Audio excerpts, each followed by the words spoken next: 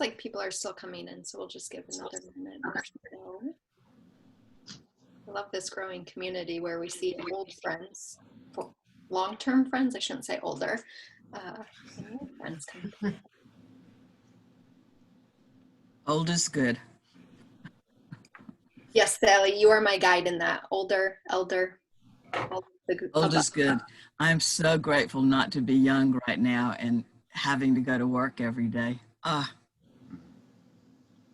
Starting a career. Can you imagine being a first-year teacher?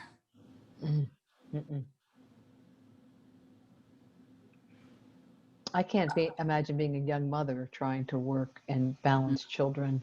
And these young mothers with special needs kids, it's just, so many of them are single parents.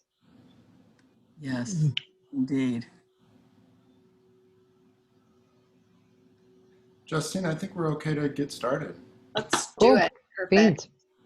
Welcome, everyone. I think most of you have been on a community call before, but if not, my name is Justine Johnson. I'm the Associate Director at Kirkridge in the Pocono Mountains and have been offering support to the Retreat Center collaboration, specifically with community calls. And so today, this is kind of a throwback to how we used to have community calls, which was one person, part of the Retreat Center collaboration, would guide us into breakout rooms, create space for free thinking, and then we'd come back to share what retreat centers have been doing, what they've been thinking about, and really their hopes for the future, which I think is especially sweet as this will be our last community call of 2020.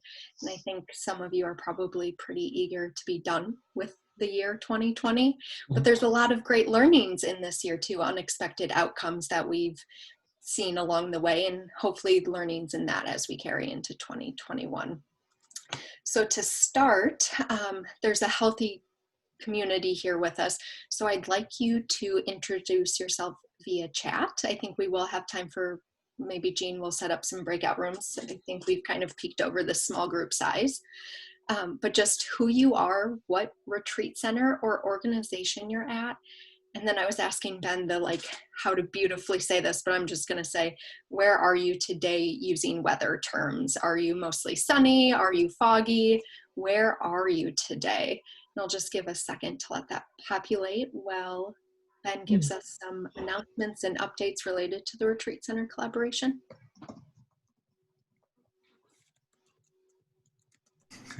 Just listening for my own inner weather there. What is that weather? I haven't sorted that out yet. I have a couple announcements here. One is a very simple one.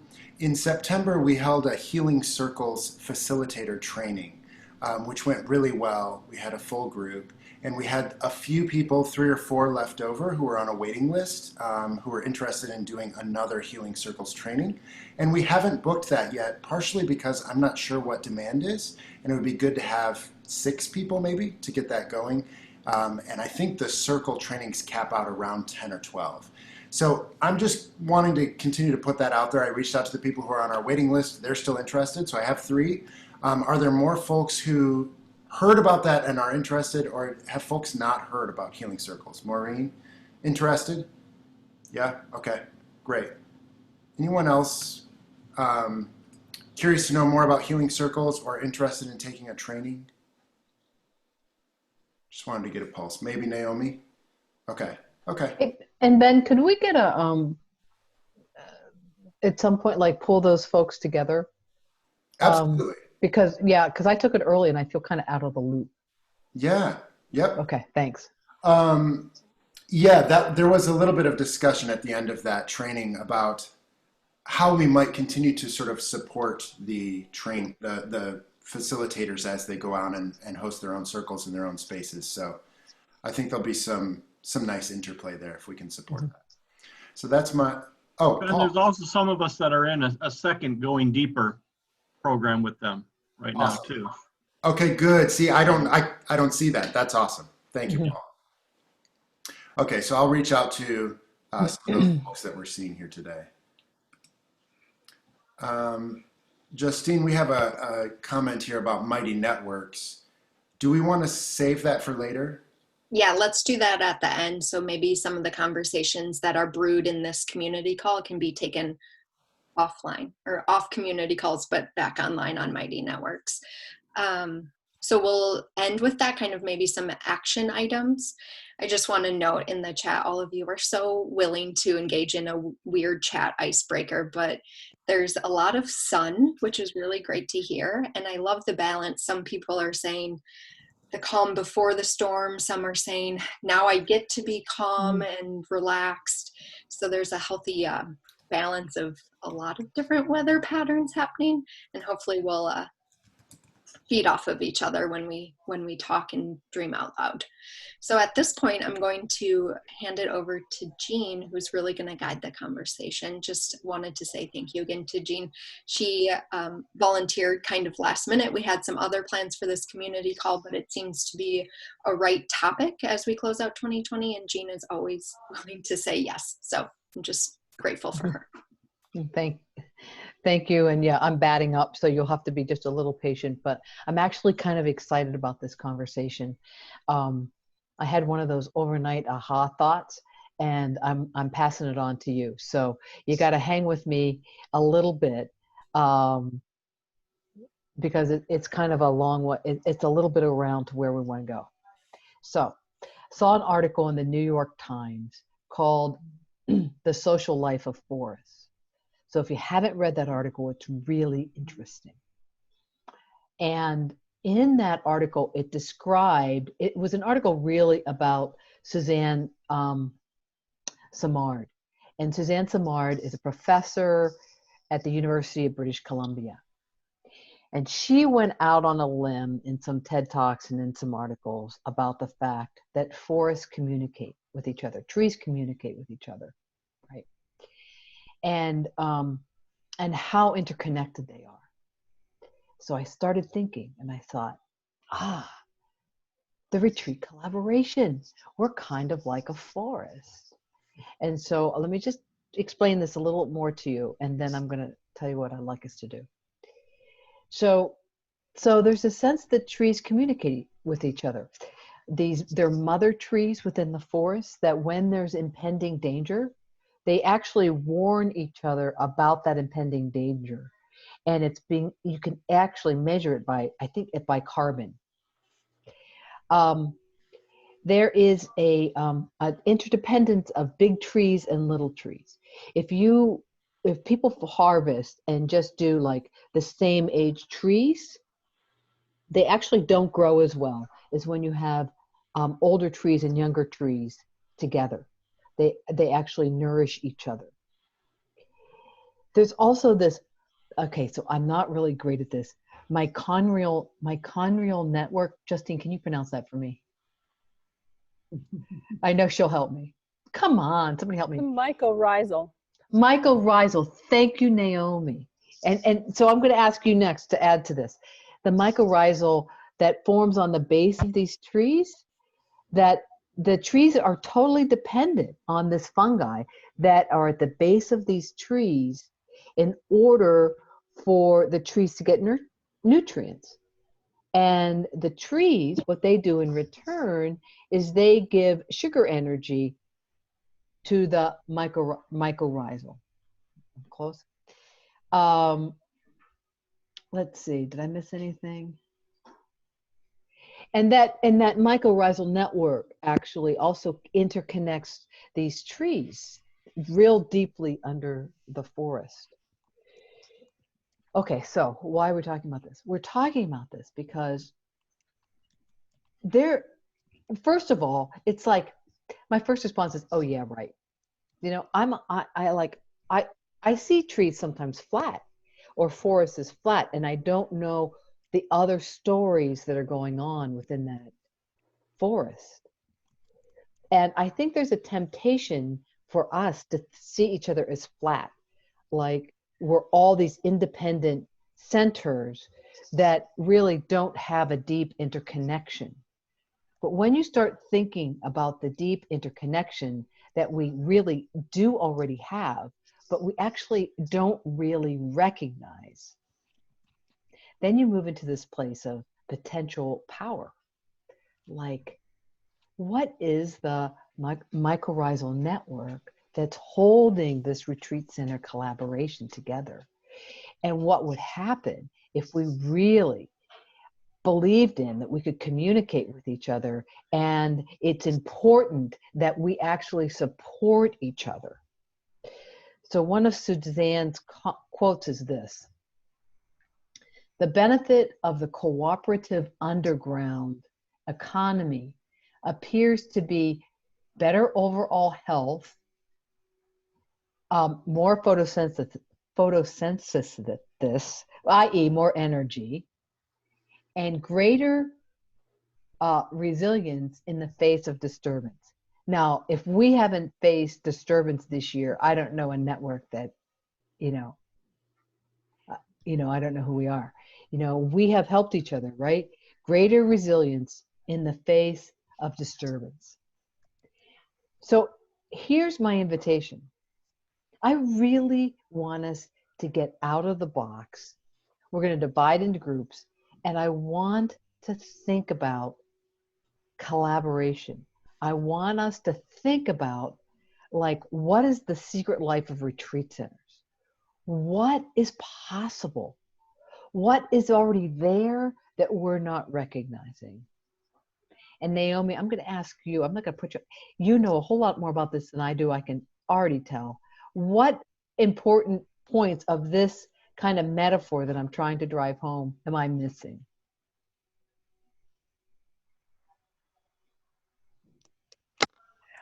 Jane, thanks. I would say the important thing in trying to work with this metaphor is that all of these networks are hidden. And so it's not going to be the obvious thing. It's going to be the connection that exists, that's not on anybody's billboard, that's not in anybody's brochure or in anybody's website. So what is it that we all participate in together? And what is the energy that we're all supported by and support? That's really helpful. Thank you. Thank you. Anybody else want to contribute their brilliance to this?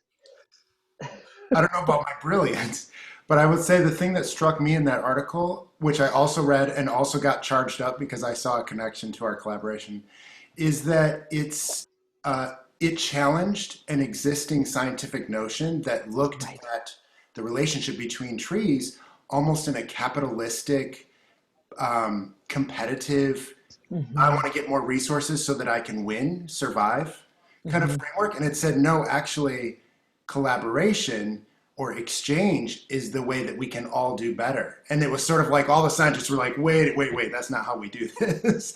But her research ended up being supported by data. Thanks, that's really helpful. I also can say that, what Ben has just said is the misreading that for many years we have been doing of Darwin. But to add to our conversation, in the system that you just described, Jean, many other species benefit from that relationship. And maybe one question for us should be, what are the other species in that metaphor that benefit from a greater collaboration of retreat center like us? That's really helpful.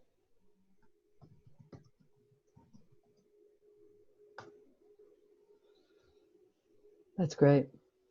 So Ben, I think that's it. I want us, to think about that deep collaboration. What is it that's hidden?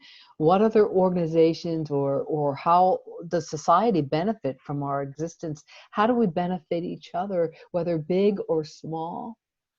What is it we offer in that little fungi that's grown around our roots? And what's already there that we've never recognized?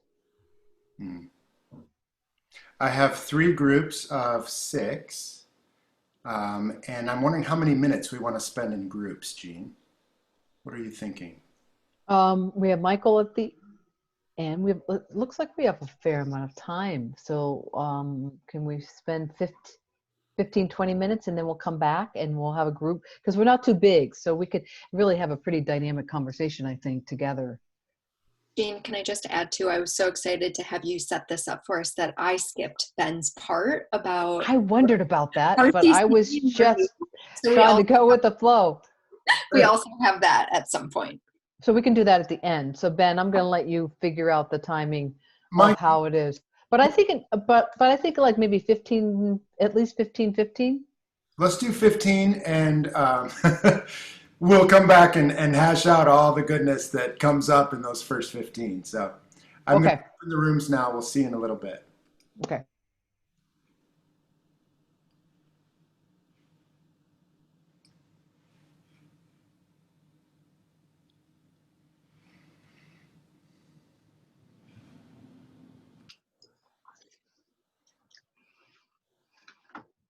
To my group, I was just missing 2 metaphors, so sorry for the cut.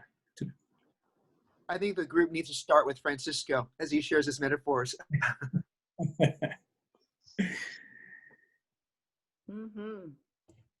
Well, I can share what I was, the simple sentence that I was sharing is that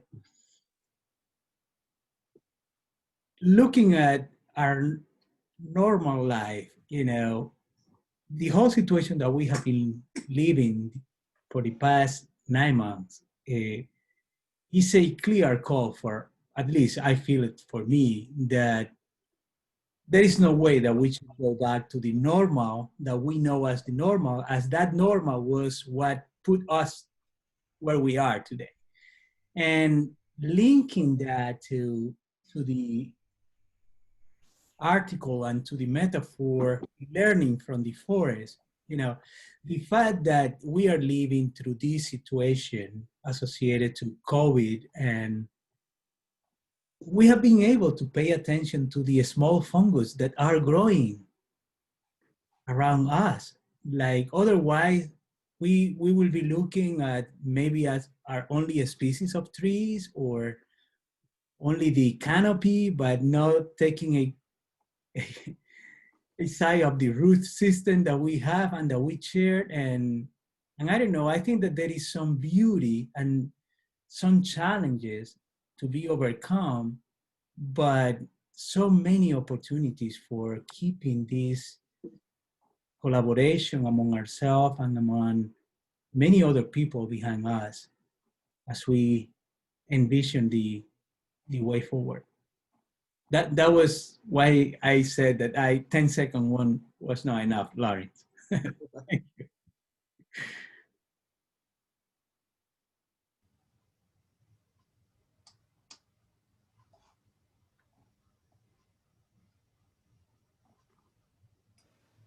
I didn't get to go to a breakout room, but I was able to invite a few other people into our call here. So there are a few more people that came in from the waiting room. Are there other kind of folks who got cut off who wanted to share more? Eve, did you have more to share? I just got voluntold.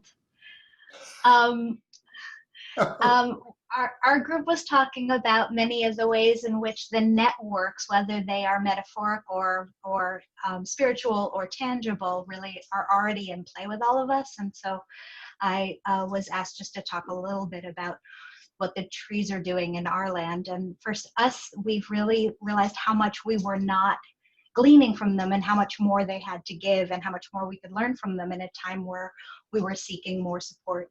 And our land is providing so much more food now that we dedicate areas of it to be able to give certified organic produce straight every Friday to people in need, fresh off of our land, as well as preparing food. But we also have created all these farm and forest school pods for kids on our land who are learning to sit in silence with the trees as part of a Jewish meditation called Hitbodedut, and how powerful it is to have trees be the wise ones guiding these youngsters in a real sense of journey and becoming in silence.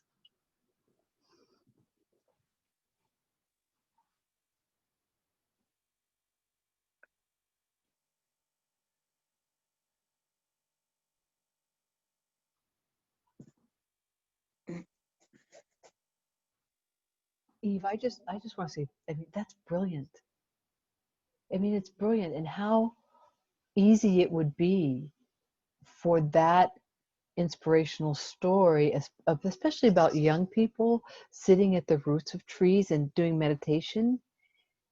I mean, we can all do that and start a movement, you know, and not only that, have a much healthier next generation.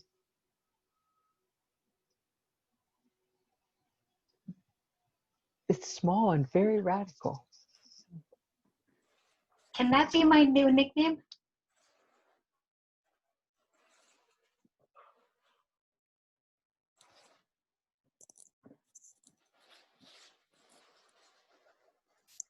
Jean, I think because some joined in the small groups, are we just creating space for people to share what resonated with them or what emerged in the small groups?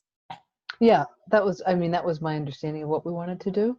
Yeah. For like about 15 minutes, that people could, you know, what were the aha experiences they had in their small groups? Was there some insight that they didn't have before they went into those small groups? What is it, you know, that they would like to share for the whole group that would benefit the whole, as we talk about collaboration, cooperation, and our secret network of communication.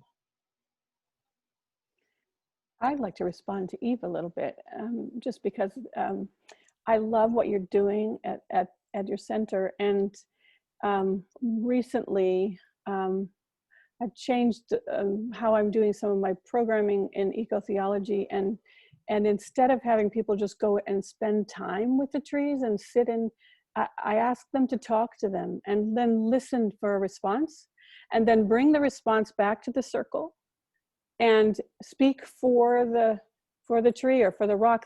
They could bring a rock in and say, "This is my friend Sandy, and this is what I learned from Sandy," and or not naming. Naming is sometimes helpful to make a relationship feel real, but you can also not name. But when you talked about there's so much more that the forest is providing for us, it's not just in the food, it's in companionship, and it's in wisdom. And I'm loving what comes out of these retreat times, and sometimes it's on Zoom. People have gone out from their homes and found something, and then I ask them to speak for whatever they find, speak as if they were that, whatever they've brought in.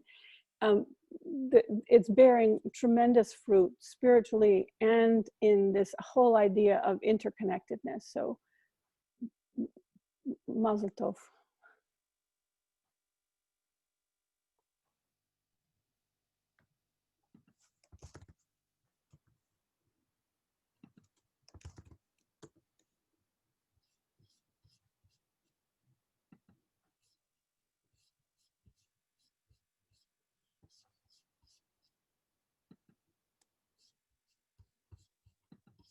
Our group, which was with Naomi and Eve, we talked a little bit about roots and how the roots can support each other. I was specifically mentioning for those who are having their retreat centers close or have transitioned out for budgetary reasons. How can the networks that the retreat center collaboration is building really support those who are transitioning out of a place-based retreat center? And it was just a question I've been sitting with, and I don't know if there's direct or quick answers, but that's what I've been holding.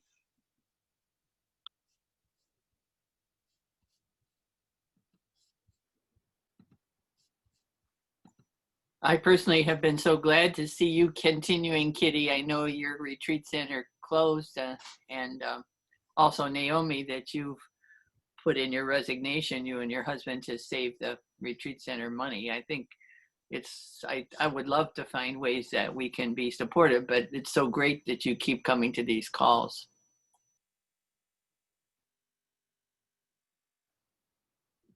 I think the way to be supportive is to keep going, you all.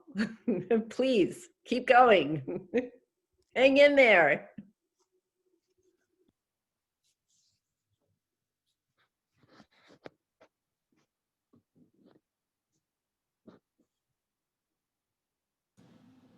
Thank you for that, Eve, in the chat. Appreciate that. I did not know how to spell that word.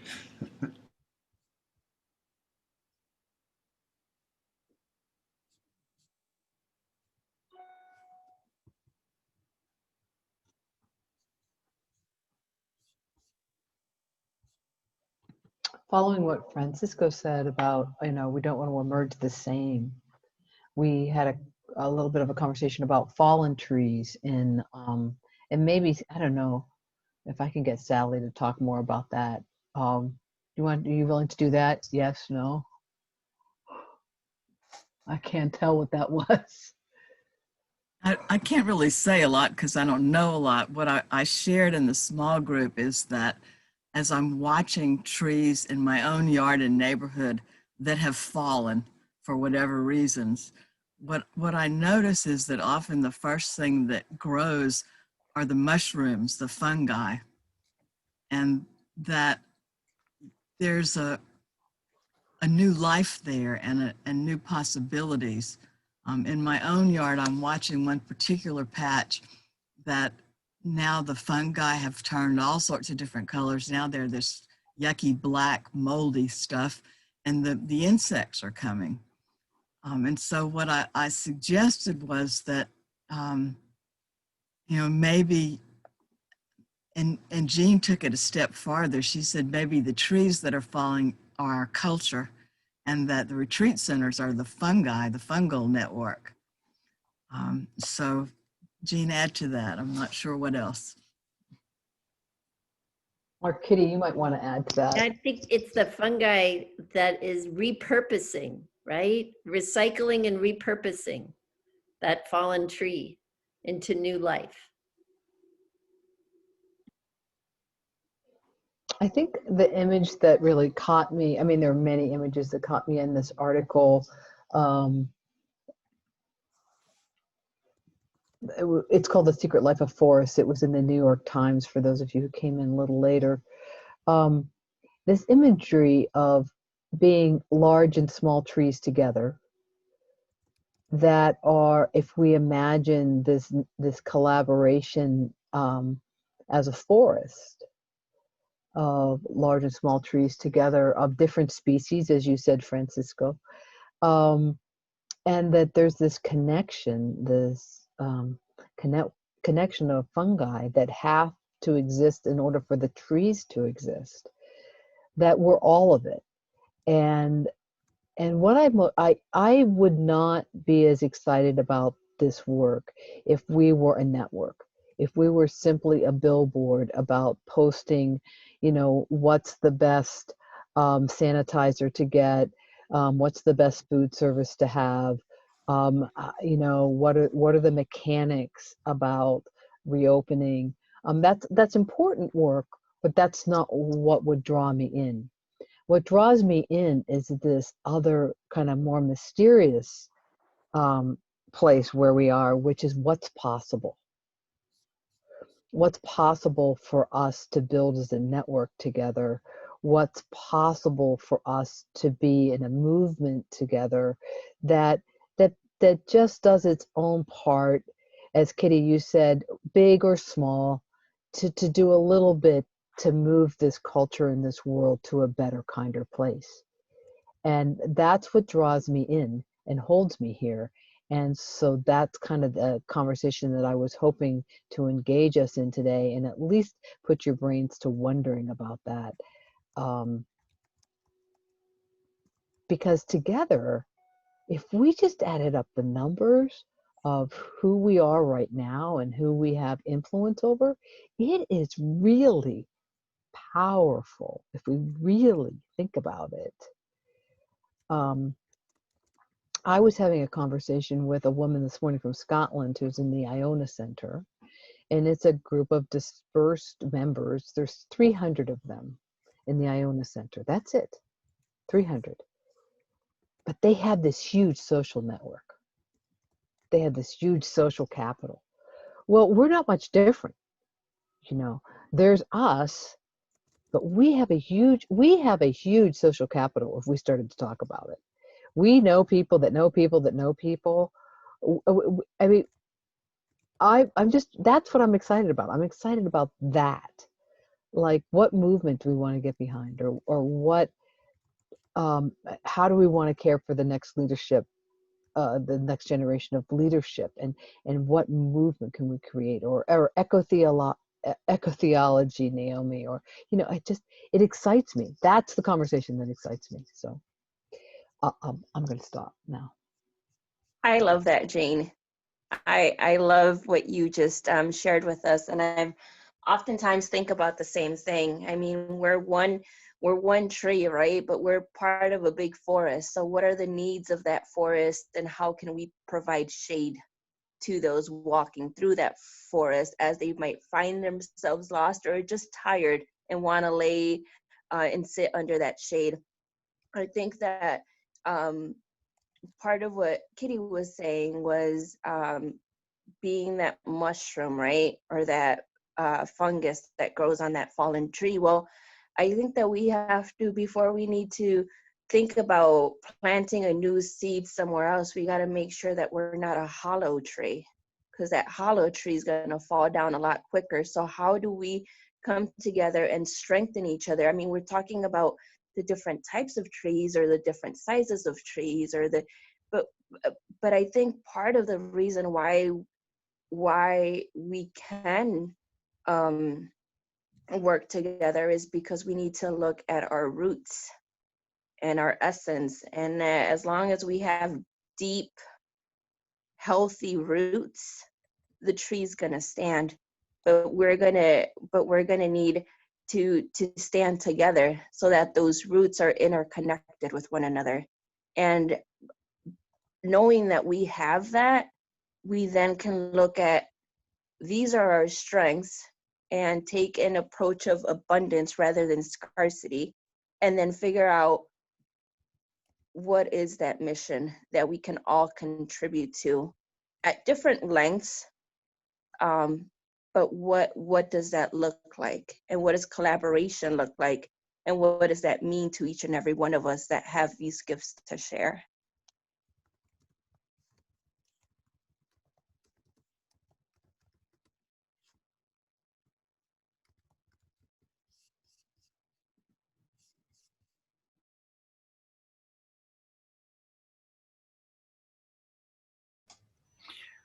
We recently had Edwina Gately. Some of you may know her name. She's a retreat leader and poet and writer. And it was on the spirituality of the pandemic. And she told a story about some colonizers who were having their African load bearers walk behind them as they went through the jungles. And somehow or other, all of a sudden, all the Africans sat on the ground. And so the colonizers said, well, come on, we got to keep going. We got to keep going. And they said, no, we need time for our souls to catch up. And I've been using that thought that that's what we're about, that we're helping people have their souls catch up with all these things that are happening around us, whether it's the politics or the pandemic, or and whether you call it spirit or soul or higher power or whatever name, somehow or other, or even to think of the eco way that people are connecting. I think that might be what our common way of trying to help people get your souls to catch up. At least I love that metaphor.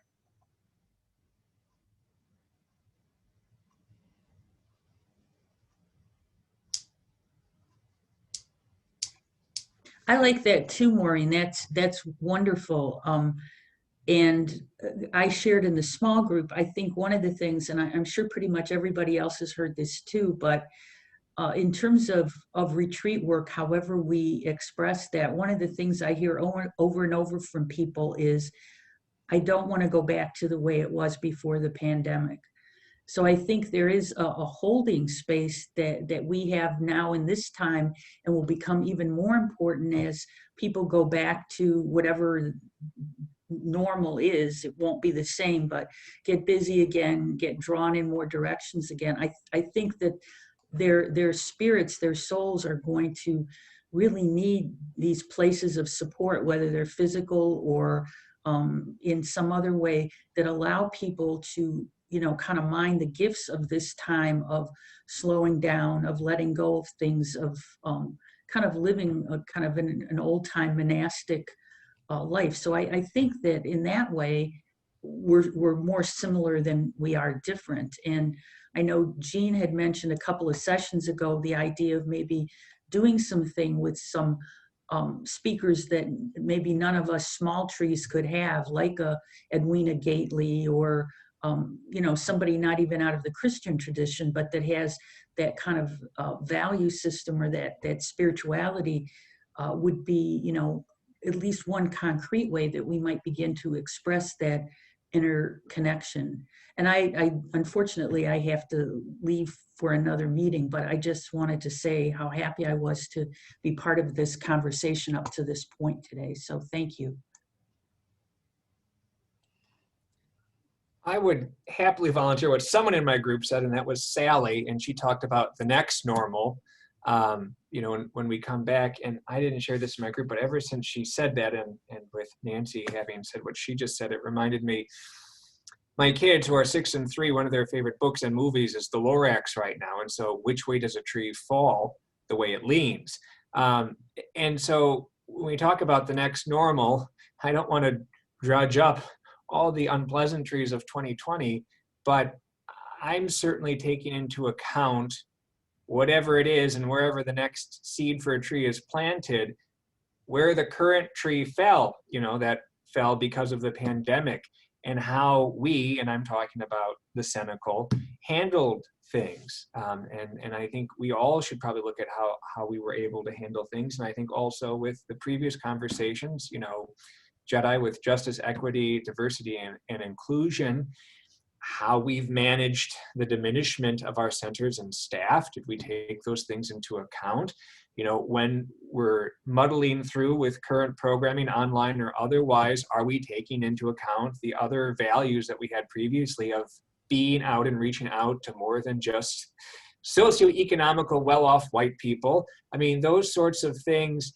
I know this year was awful, but I really think we have to do a little accounting, or depending on your tradition, examine of where things, where we honored those values and where we fell short, not to be overly miserable, but to do it better into the future.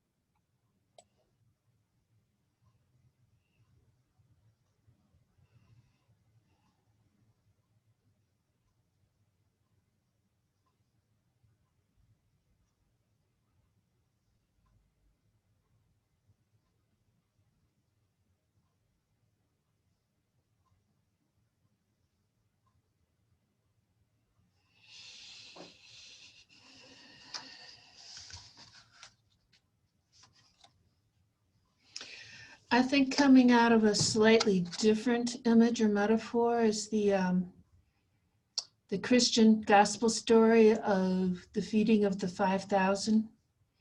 5,000 people spread out, having listened to Jesus talking. They're hungry. A little boy with 5 loaves and 2 fish, and somehow the 5,000 ate, and there was plenty left over. So I think for me, it's recognizing that I may only have 1 loaf of bread, but when shared among others, somehow it miraculously can feed all the 5,000. So I think for me, it's not getting stuck by what we can't do individually, but how can we, again, as we've said over and over, how can we share our little loaf or our little fish?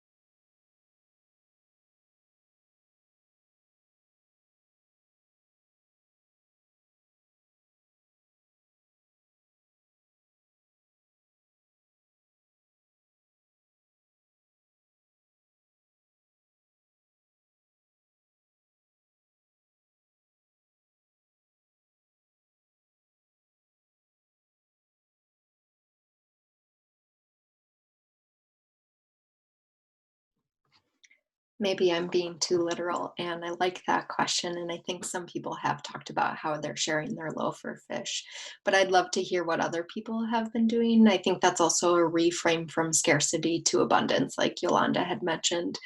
I'd love to hear what other retreat centers have done, how they met that and reframed their scarcity then into abundance.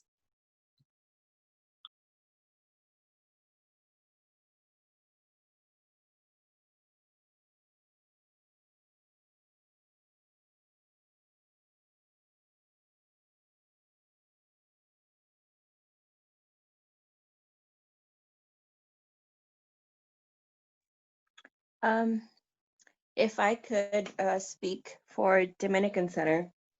Dominican Center has been without a physical space here since March.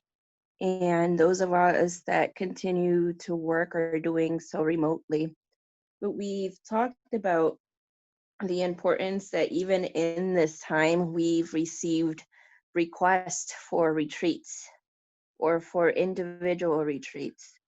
What Dominican Center did was join or collaborated with a farm,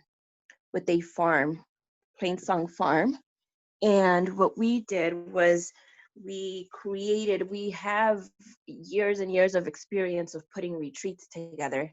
And we reached out to someone who had the space that we didn't have, that was outdoors, took all the measures, the safety, the precautions that we needed to, and provided and merged a retreat in such a way that it was reflective of the times that we're living in.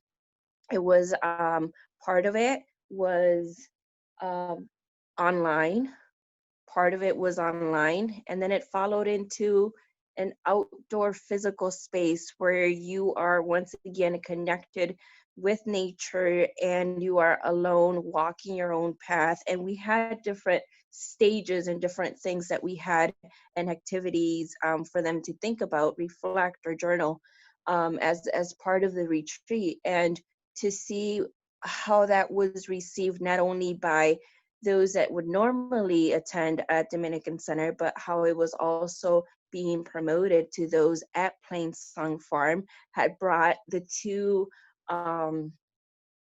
social groups, per se, together to join one experience where everybody benefited from it.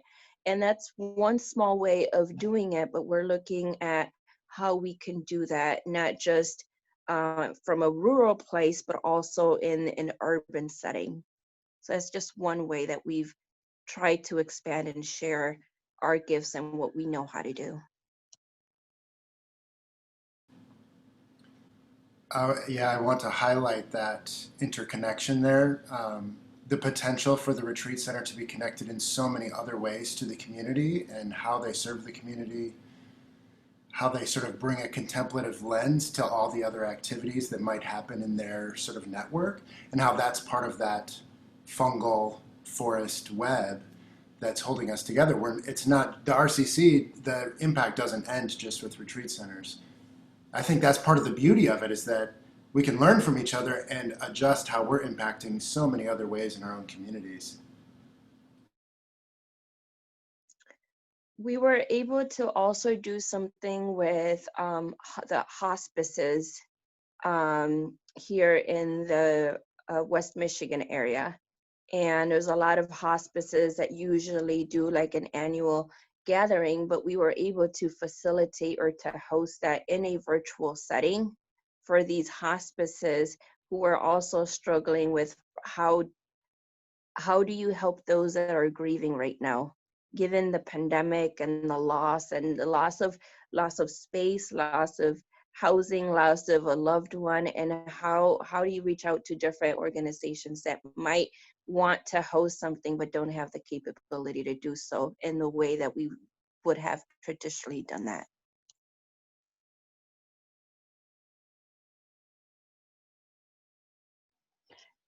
Yolanda, that's a wonderful intersection of the work of healing circles with our retreat centers, with what's happening in the world, is that the pulling together of grief circles or the providing of grief counselors and opening up our places, right, for maybe families that are already a pod or individuals that just need to be away to process what they've been through.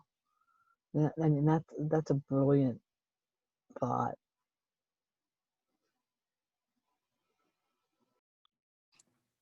Someone who was in our small group also mentioned that they wanted to bring their own network together of all of their retreat facilitators and leaders, and people who are greatest allies are the people who are running retreats. He was like, oh, we've never done that. They're usually all siloed in their own kind of specialty or in their own retreat that they run. But that was a kind of takeaway from our conversation in the small groups that they would like to do. It makes me think of Sally bringing together Kirkridge facilitators for social hours and a little bit of learning, how we're holding space, who is the we when we mention we.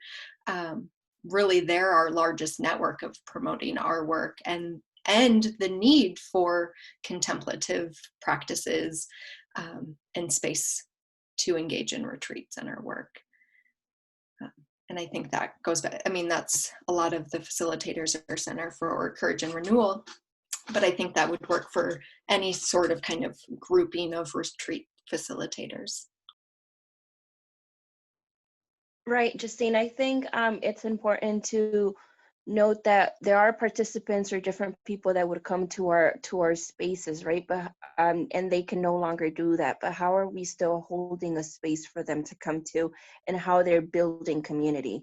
I think that's important. We talked about how many allies we might have, right, in our different retreat centers. But how are you in direct communication with them? How are you building community even in this space?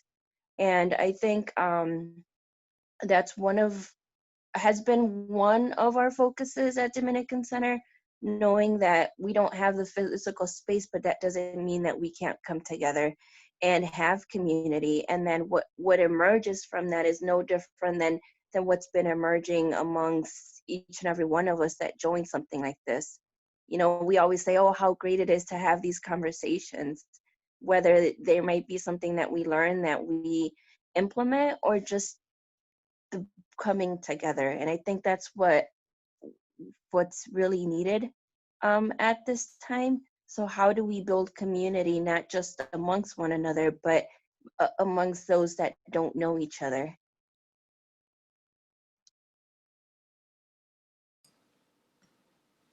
I wanted to make sure that we have time to hear from Michael, another of our guest presenters today. So I feel like we're following a thread here, and I don't know, Michael, if it leads to what you want to share or not, so I'm sorry to bring you in sort of on the spot, but I want to make sure that we have time to hear what you wanted to share. Sure. I do think it actually leads towards this. And I'm sorry that I missed the first half an hour, and I've been listening intently to try to catch up to where you've come from, and was just trying to read that article as well at the same time, and such a rich conversation. I'm Michael, and I'm the executive director at Five Oaks Center, which is in Paris, Ontario. And like all of you, have gone through the same sort of like crisis and trying to manage that, and are working through it. But I think I wanted to share a little bit about the silver linings that COVID has presented to us. And Five Oaks shut down and we laid off everybody and all of those kinds of things. But there have been so many opportunities to reposition ourselves in our community going forward. And like many retreat centers, we served a particular sort of niche market, and often even didn't really connect with our local community. That we kind of served people that almost parachuted into our place, or were driving from Toronto or from far away to our rural location, with a beautiful property and 80 acres of trees and all this beautiful space. I think some of the opportunities to collaborate locally have become very exciting in the last little while, and to contemplate ways that we offer our space and our land in a collaborative way. So one of the really cool things that started is how do we share land with children? And so I was excited to hear someone else talk about forest school and how we've been able to offer our land to a forest school and to watch children enjoy the land and to build that relationship.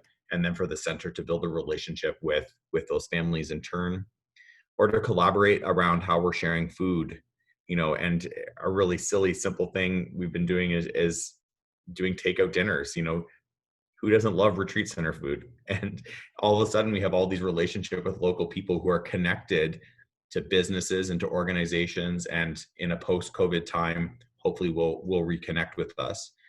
Or to offer empty space in safe ways. So to turn conference rooms into artist studios or yoga studios for people individually to come and be in space, to be in some sort of, distanced community, or to ensure that we have a small bit of farmland that we really carefully choose who that farm laborer will be. So we chose a young, new farmer who doesn't have access to or equity to buy land. So to be able to share that fairly. And to really respond to people who are having a housing crisis has been a huge focus for us, in particular, migrant workers. And now in this winter time, a lot of people who are in between housing, maybe they haven't been able to afford to pay their rent, have lost their home, are in transitional sort of space, and are just sort of collecting people in the space and collaborating with them in a barter sort of way to care for the space. And so the sort of collaboration through bartering is an interesting piece that's growing organically with the people that have found themselves. And as we got involved with the migrant care work to really start to understand what our responsibility is in advocating for rights for migrant workers, rights for access to food, rights of economy versus government. And so there's this huge thing in Canada right now about migrant worker rights, which is it's being called a national disgrace up here. And it's been an interesting place to be sitting. To really think about what it means to collaborate with other organizations when it comes to our staff. A lot of our staff have had their hours reduced, including myself, and I had to take on a part-time pastor job just to be able to keep my executive director job as well. And so just to think about what does it mean to collaborate creatively for people to have access to employment, fair employment, and to be fair in that process. And I was interested in just thinking about what we're used to doing sort of these big groups and not a lot of smaller retreats. And I know a lot of your retreat centers offer a lot of personal sort of individual retreats, but it's interesting to think about what does it look like to collaborate in creating space for people to take time to do solo retreat work in this sort of post-COVID vaccinated world, and what's that going to look like?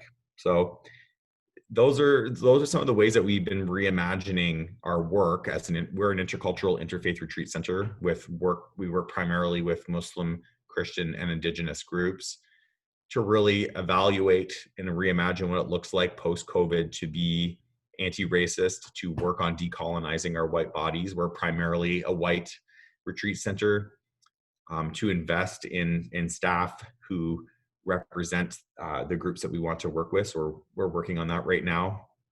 And I was just thinking about trees and fungi, and I just looked up, it takes 57 to 124 years for a tree to decompose in the forest, depending on what kind of tree it is, and that is a vital part of the whole process of a forest, that, without a decomposing tree, those mushrooms and the fungi can't grow. You can't have other trees to blossom. It enriches the forest floor.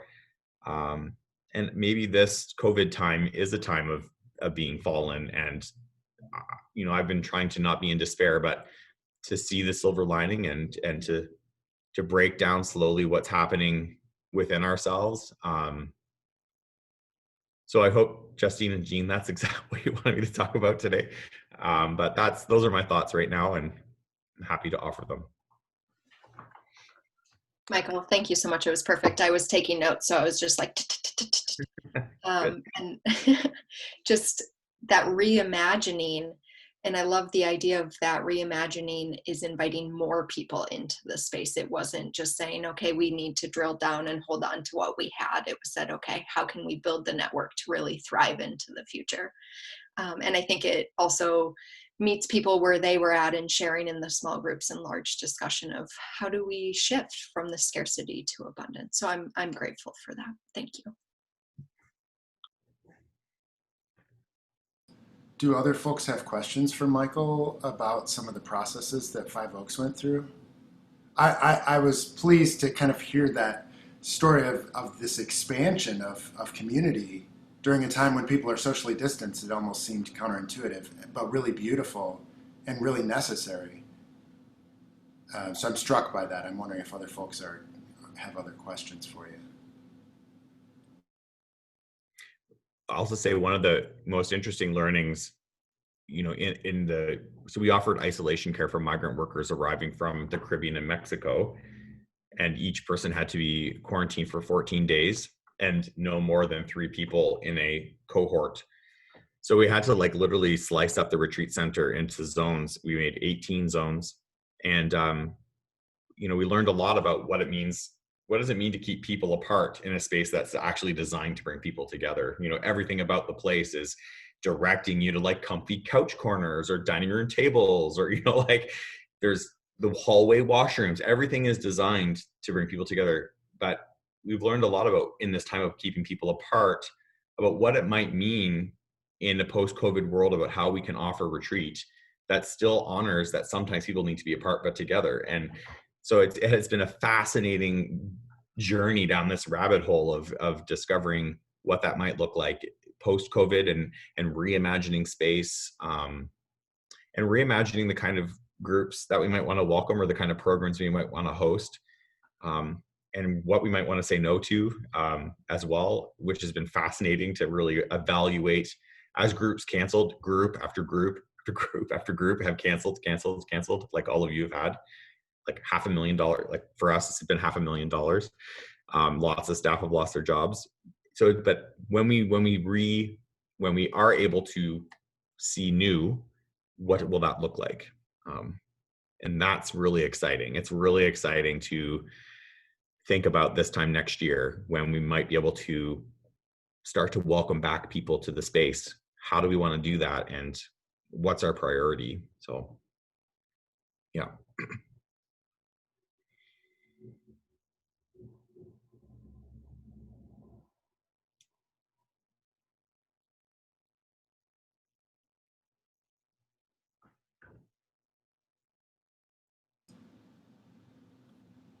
If we don't have further questions from Michael, I have a little bit of a recap of 2020 that I thought I could share with you. It's RCC by the numbers. I feel like I'm about to play a song that I wrote or something, but I'm not. I'm just going to show you just a little slide. Let me present this here.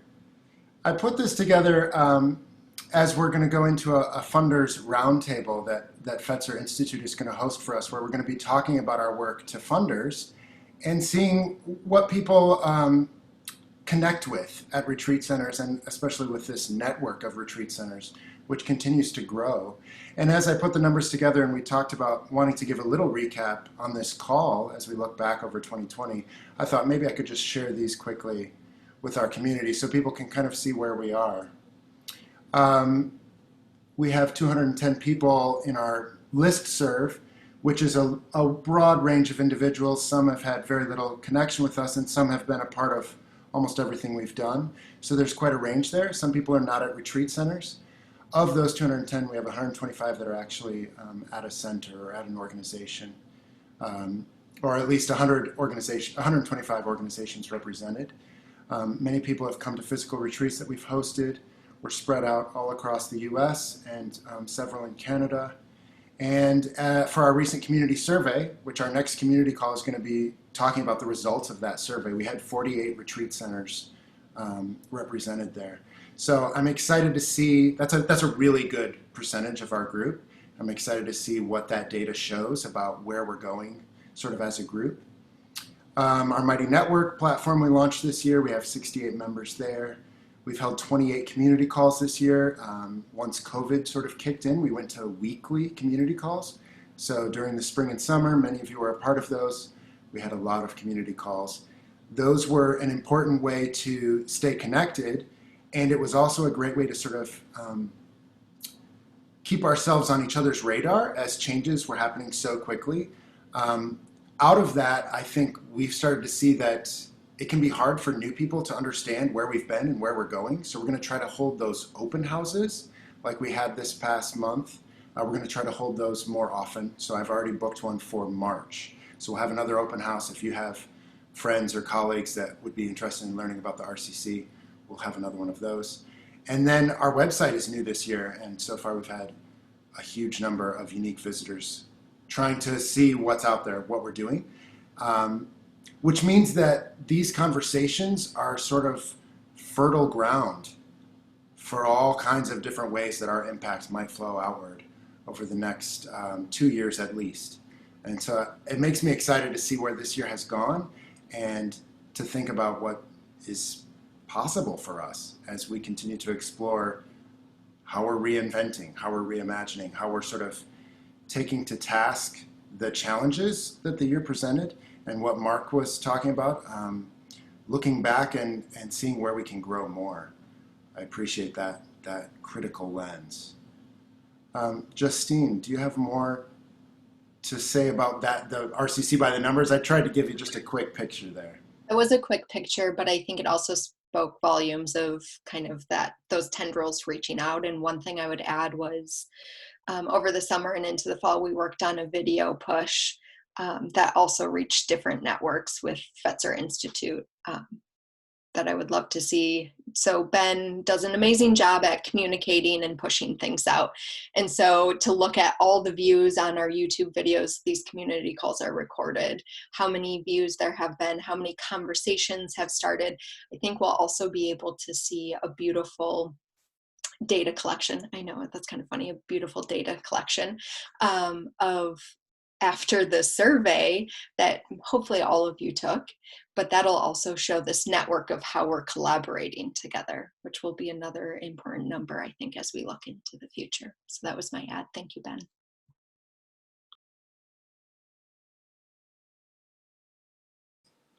Are there other takeaways that folks have that we want to talk about here as we close out the year? I think I'm really holding that. We decided to cancel December 22nd's community call. I'm just thinking that that's a busy time of year and let's rest.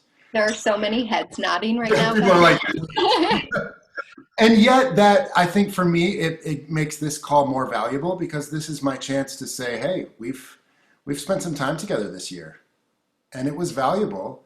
And we're going into a new year together with relationships that we've really spent effort on and invested in. And that's really meaningful to me. So for me personally, thank you for what you've given to our collaboration. And also, where are we headed together? What's next? What's possible? It's holding both of those together for me.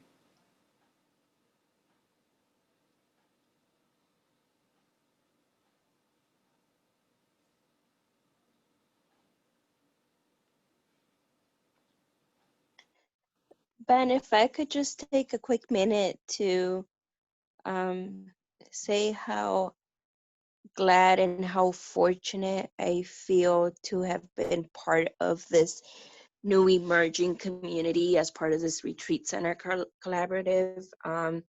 All the input and everything that we've been through together has really pushed me, maybe made me question, but all in all, I feel that I've learned and I've grown a lot, not just as part of the retreat center, but as an individual. And I just wanted to take a quick minute to say thank you to all of you for providing that space and for being present. Thank you, Yolanda.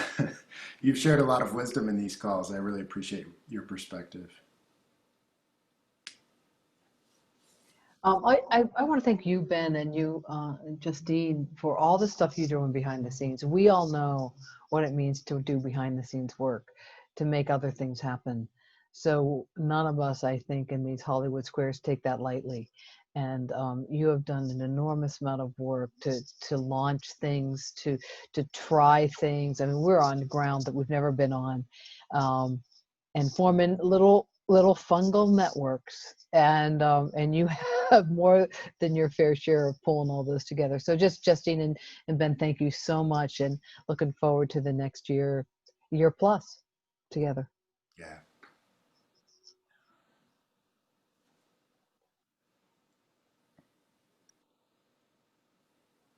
It might be pushing us out the door. So I want to create space before I kind of talk about what's ahead of us in January and February.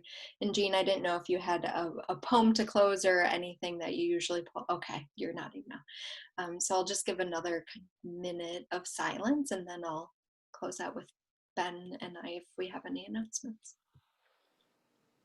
I can actually come up with a poem though, really quickly. So I'm happy to do it because I have one in mind. This group loves a good poem. Yeah, what do you got?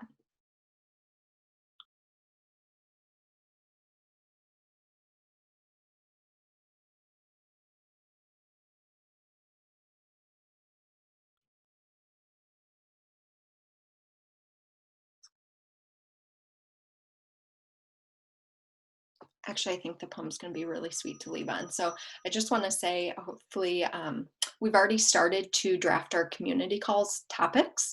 We do have January and February scheduled out, but I would love to hear from you what would be helpful, what would be insightful. I see in the chat there's been like a lot of value in this conversation. And I also want to encourage us to take this offline, off of community calls. We haven't really kind of kicked up Mighty Networks, although Ben mentioned how many members we have in that platform. I would love to see conversations happen there. And if conversations are happening via email, that's wonderful too.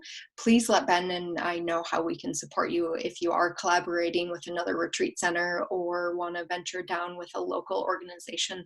Let us know, and we'd love to help you in any way that's possible. Ben, is there anything to add? I'm seeing Maureen's comment again about the sharing a presenter across centers, and I think that's been consistent. I was responding to her. I think that is something that we should continue in Mighty Networks. I think there's room for some interplay there, where people can identify who that presenter might be that would have value to a lot of different centers and sort of espouse our shared values. And then how can we make that happen? I can be a part of the actual legwork to follow through on that. But yeah, I think there's room there to talk about that. And I don't want to drop the ball there because that comes up in calls and then we don't discuss further. So Mighty Networks, I think, is where that could continue. I just want to make sure that's mentioned. Thanks, Ben. All right, Jean, take us out. Okay, this poem is called This Space. And so I want you to imagine your physical spaces as a possibility for this space, but also this space as we gather together virtually. And it's by Judy Brown. This space makes no demands of us. It lets us be as we are, here and now, not carrying the other mornings with us, nor the cares and burdens, even joys we parked along the way. This silent room offers itself an invitation to the soul.